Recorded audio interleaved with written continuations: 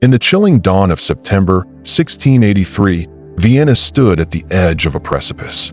A thick mist curled low over the city's formidable walls, muffling sounds, but not the dread wrapped in the air. The cold bit into skin, and even the stones seemed to shudder under the weight of what was to come. Around the city, the scent of wood smoke and damp earth mixed with the coppery tang of blood yet to be spilled. Every clang of armor, every whispered prayer, every heartbeat was a drum warning of the storm approaching. The Ottoman Empire's vast army, one of the largest Europe had ever witnessed, poised to strike. This was not just a battle. It was the fate of Europe itself hanging by a thread. For months, unsettling rumors drifted like dark clouds across the lands of Central Europe. Villages abandoned overnight, churches razed to ash, forests echoing with the thundering of hooves and the clash of steel as the Sultan's mighty host marched relentlessly westward, seeking to extend the empire's reach deeper into the continent. By mid-July, those rumors crystallized into undeniable reality. The Ottoman Grand Vizier, Kara Mustafa Pasha, led upwards of 150,000 seasoned troops, Janissaries clad in disciplined white headgear, Sipahi cavalry shining under the sun, and ruthless Tatar horsemen known for their cruelty, across the Danube to surround Vienna. And yet, deep within Vienna's battered walls, a resolve burned brighter than the fires outside. Against all odds, a patchwork defense of weary soldiers and brave citizens prepared to withstand the siege, led by a young commander whose iron will would come to symbolize the city's heart. But would that be enough? As the Ottoman tents settled like a dark ocean around the city, whispers of hope flared far to the north, where a monarch unlike any other prepared to ride to Vienna's salvation. A king known for fighting alongside his men, whose legendary cavalry had already severed the reach of the Ottoman and Tatar forces just a decade before. What secret strategies was this king planning? How would a single charge change the course of history? And most hauntingly, could they arrive in time? Stay with us as this epic tale unfolds. A story of siege and survival, strategy and sacrifice, courage that breathed life into despair. The battleground for Europe's future is set. The question now is, who will seize it? Even before the first cannon fired at Vienna, Europe was trembling in fear. The Ottoman Empire, once seen as a distant Eastern power, had grown in strength and ambition, pushing its borders westward in relentless waves. For years, the rumbling threat of Ottoman expansion haunted every court and village, from the windswept steppes beyond the Danube to the corridors of power in Rome and Vienna. Imagine the uneasy traders along the Danube River, their carts laden with spices and silk, whispering hurried warnings as riders bearing news thundered past. Towns emptied as families fled the approaching storm, the distant clatter of hooves growing louder every day. By summer 1683, it was no longer whispered. It was a roar. The Ottoman army, led by the formidable Grand Vizier Kara Mustafa Pasha, was said to be among the largest seen in centuries. Some chroniclers inflated the numbers to nearly 300,000 men, a formidable force of Janissaries, elite infantry known for their discipline and deadly skill. Sipahi cavalry glimmered like shards of shattered sunlight clustered across the battlefield, and fierce Tatar horsemen moved like shadows on the flanks. Siege engineers toiled beneath the baking sun, hauling artillery, digging trenches, and laying the groundwork for what they believed would be an unstoppable conquest. Trees fell beneath the weight of siege wagons, and earthworks rose like dark scars on the plains. Did this army truly embody an unstoppable tide, or was there a weakness hidden beneath the glittering armor? The city of Vienna was no stranger to war. Its towering walls, bastions, and moats had withstood countless assaults, but this siege was different. The fierce pressure had drained the city's defenses. Emperor Leopold I, fearing capture, had fled west with many nobles. The once proud capital was left to a garrison of a mere 15,000 soldiers and 5,000 citizens armed with whatever they could muster: farm tools, old muskets, flaming determination. At the center of this fragile defense stood Count Ernst Rudiger von Starhemberg, just 36 years old, but already hardened by years of warfare. His orders were clear yet nightmarish. Hold the city against what many called the mightiest army alive, and by time for reinforcements, if they would come at all. Picture yourself walking through the narrow streets, every clatter of footsteps echoing ominously in the silence between cannon blasts, every glance shadowed with fear, yet steeled by resolve. Women and children carried stones, ammunition, and water to the battered walls, fighting alongside the soldiers, their faces streaked with soot and sweat. Food stores dwindled. Bread was rationed to crumbs. Water from the Danube was cut off, a cruel stranglehold. Disease crept through cramped cellars where families huddled during bombardments, stealing strength and hopes alike. And yet, despite starvation, smoke, and fear, every call to surrender was met with stubborn defiance. Starhemberg's voice was a lifeline, fiery speeches reminding the desperate defenders why they must hold, why they could not fail. This was Vienna's last stand. How far could this ragtag defense stretch against such overwhelming odds? Far beyond Vienna, across vast plains and towering mountains, cries for help reverberated through the halls of Europe's rulers. At first, the response was hesitation. Old rivalries and suspicion tangled negotiations in a web of delays. Was the city doomed to fall because Christendom could not unite? But then, a voice rose above the rest.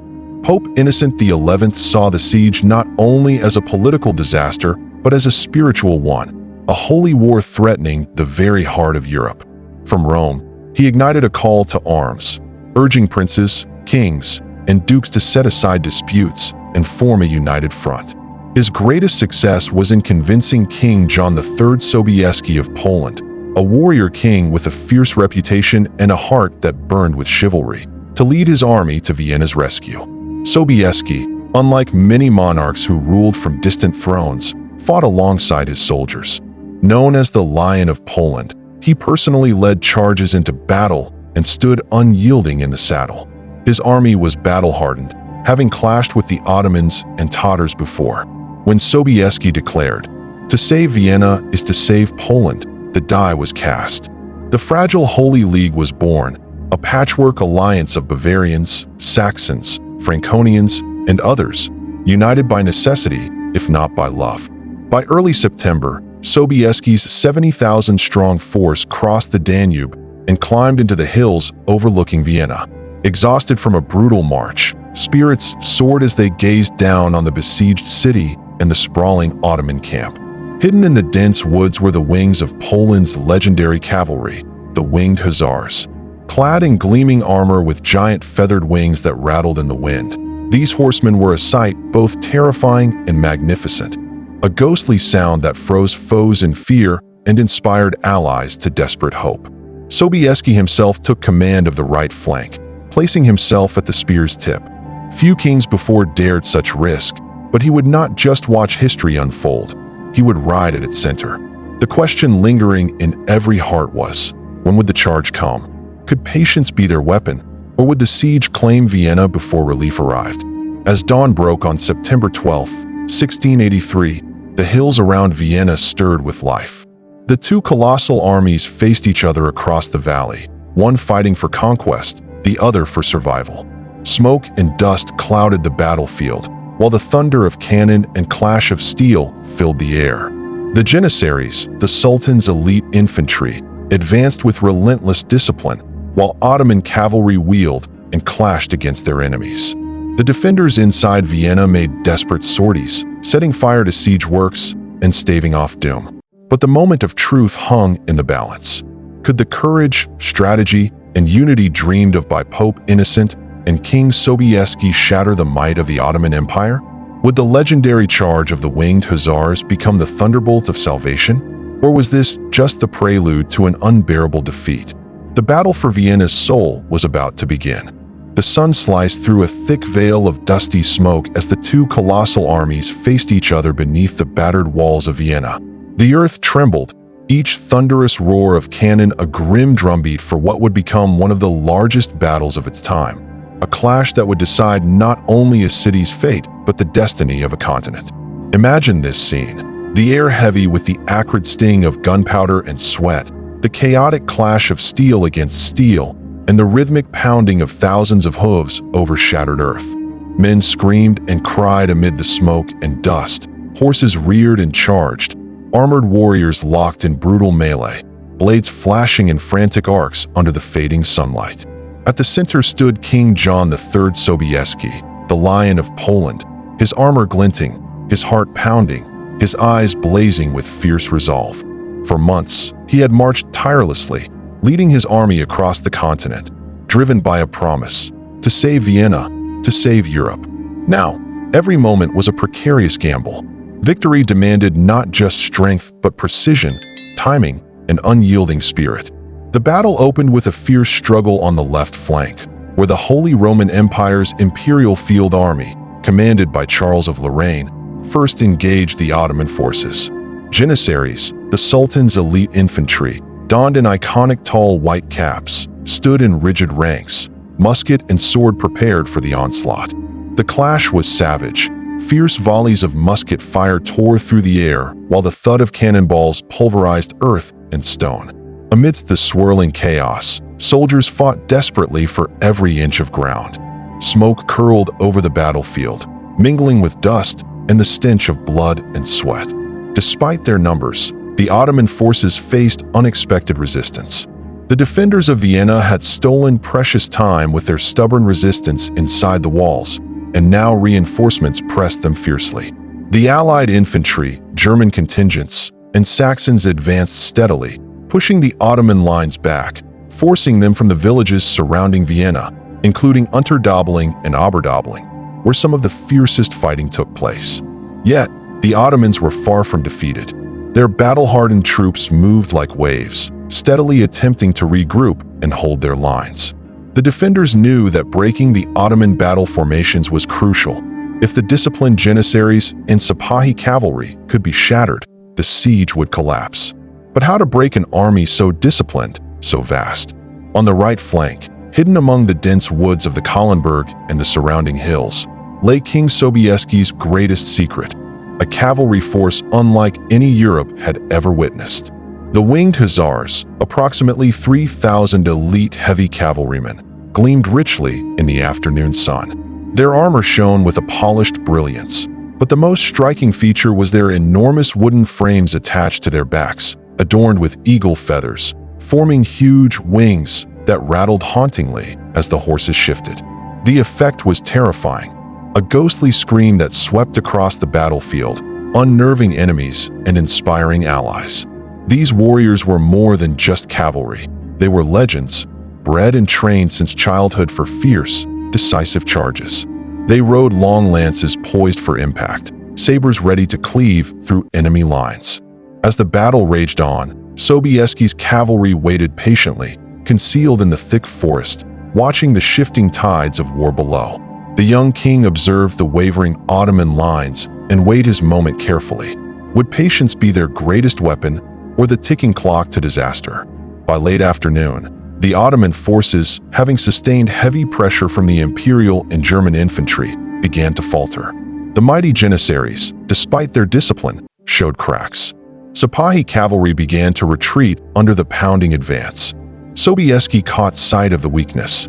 With the determination of a lion ready to strike, he raised his sword high and bellowed a command that echoed through the ranks and across the battlefield. In the name of God and the Blessed Virgin, charge for Vienna, charge for Poland, charge for Christendom. The trumpets sounded, clear, piercing signals slicing through the cacophony of battle. From the shadows of the forest, nearly 20,000 horsemen, including the famed Winged Hussars and allied German cuirassiers, erupted like a storm of steel and fury. The earth shook under their pounding hooves as dust clouds billowed in roiling waves. This was no ordinary cavalry charge. The charge unleashed was the largest in European history, thunderous and terrifying. The Winged Hussars led at full gallop, their wings rattling like thunderclaps, their lances leveled and gleaming like spears of lightning. The Ottoman camp erupted into confusion. Many commanders had not anticipated such a colossal strike so soon. Efforts to form defensive lines crumbled under the sheer momentum and ferocity of the charge. The Ottoman Sipahi cavalry buckled like brittle branches in a storm, scattering in panic. The once formidable Janissary infantry found themselves overrun, their tight ranks torn asunder by the lances and sabers of Sobieski's cavalry. Amid the chaos, Sobieski himself pierced through, cutting a path directly to the enemy command post. The Grand Vizier Kara Mustafa Pasha, sensing disaster, fled in haste, abandoning his tents and artillery to a relentless pursuing force. As the sun dipped below the horizon, the battlefield transformed into a chaotic nightmare for the fleeing Ottomans. What had begun as a proud and disciplined army was reduced to a disorganized rout. The Allies did not relent. Cavalry chased broken Ottoman units down narrow roads and rugged river crossings, cutting off escape routes, capturing cannons, and dispersing stragglers. The fields around Vienna echoed with the pounding of hooves and the clash of steel, the cries of victors and vanquished mingling in the darkening air. Thousands of Ottoman soldiers lay dead or wounded. Many more surrendered or fled into the wilds beyond. The siege was broken. Vienna, battered but unbowed, let out a collective sigh of relief. The city's walls, scarred by cannon and siege, still stood strong, a symbol of resilience against overwhelming odds. The citizens poured into the streets to cheer their liberators, while soldiers of the Holy League marched proudly through the battered city, their banners fluttering in the breeze. King Sobieski, hailed as a hero, rode among them, the man who had not only led a charge but united a fragile coalition of European powers against a common foe. At the same time, the cost of victory weighed heavily. The city's population was decimated by hunger, disease, and war. The battlefield was littered with the fallen, lives lost in the desperate struggle. The victory at Vienna marked more than just a city saved. It was a turning point in European history, halting centuries of Ottoman expansion westward. From this day, the shadow of the Ottoman Empire began to recede. The Holy League's triumph inspired new alliances and emboldened Christian states to resist further incursions. Historians would remember the battle for generations, the charge of the Winged Hussars immortalized in art and song. Sobieski himself famously paraphrased Julius Caesar, declaring, "We came, we saw, God conquered." Though the battle was won, the war was far from over. The Ottoman Empire would continue to fight, and Europe would remain vigilant. Sobieski's charge ushered in a new era of military strategy and cooperation. But what challenges lay ahead for the fragile Holy League? The Holy League that had stood against the Ottoman tide was held together by necessity, but deep divisions simmered beneath the surface. Sobieski insisted that the Polish forces, instrumental in the victory, receive the largest share of the spoils. Austrian and German commanders grumbled, feeling overshadowed and underappreciated. Protestant Saxon troops, resented by Catholic populations in the Viennese countryside, promptly retreated, refusing to partake in the ensuing pursuit of the Ottomans. The very unity that had won the battle threatened to unravel in its wake. In Ottoman lands, the defeat was cataclysmic. Grand Vizier Kara Mustafa Pasha, the man whose ambition had spearheaded the siege, paid the ultimate price. Stripped of honor and disgraced, he was executed in December 1683 by strangulation with a silk rope in Belgrade, a fate prescribed for those who failed the Ottoman state. The Siege of Vienna marked a turning point in Ottoman military fortunes, halting their westward expansion and initiating a gradual retreat from European territories over the following decades. Yet the empire was far from defeated, its pride wounded but resolute. The battle echoed through history not only as a military victory, but as a cultural and spiritual watershed. King John III Sobieski became immortalized as the savior of Christendom, lauded for his bravery, leadership, and the legendary charge of the Winged Hussars, a cavalry charge still remembered as the largest ever mounted in Europe. Vienna stood forever marked, a symbol of resilience, faith, and the indomitable will to survive. The victory encouraged future coalitions against common enemies, inspired art and literature, and shifted the balance of power, setting the stage for centuries of European diplomacy and conflict. The Battle of Vienna was more than a siege or a charge. It was a crucible, a defining moment when courage, faith, and strategy collided to alter the course of history forever. If you enjoyed this dive into the unforgiving world of the fall of the Ottoman Empire, make sure you hit like, subscribe, and ring the bell, because next time, we'll be stepping into another world of history that will blow your mind.